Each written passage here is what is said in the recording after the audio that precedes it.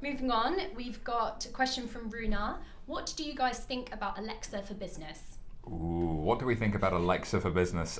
So I think there's two points I want to make on this. One, there is a little bit of like, let's put Alexa on everything in the innovation department theatre going on at the moment, and actually I find that quite frustrating. And again, it comes down to what problem are you solving for who?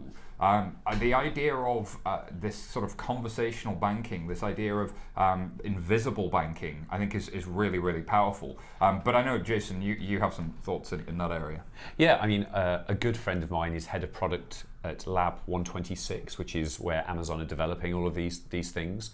And I'm fascinated by this new interface, because that's what it is. It's whether it's the Google Home or the Apple HomePod or the Amazon Echo, it's a brand new interface paradigm, and it's so early. Like how we actually use voice in order to follow complex decision trees and paths, and actually make things happen and use that as an interface.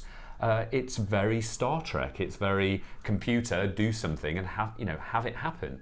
So I don't think it's just business. I think it's every type of service, the ability to stand in a room and to control both the room and the things that happen outside it. Obviously need all kinds of additional infrastructure being built. How do I authenticate? How do I verify it's me? How do a number of us in the same room use the same device? And so we're super early days in that voice control, voice protocol. I think it comes back to your point you usually make about APIs around end-to-end journeys. Yeah. I think those end-to-end journeys haven't really been figured out yet. When I'm using Uber, I don't think about what APIs I'm using and how the app interface has enabled that and that the GPS has enabled that. And I think we are thinking still in terms of technology with conversational interfaces rather than what does that end-to-end journey look like. And those points you make about different voices, different noises, different contexts. What are those contexts, and what's that one thing that's going to make it cross over?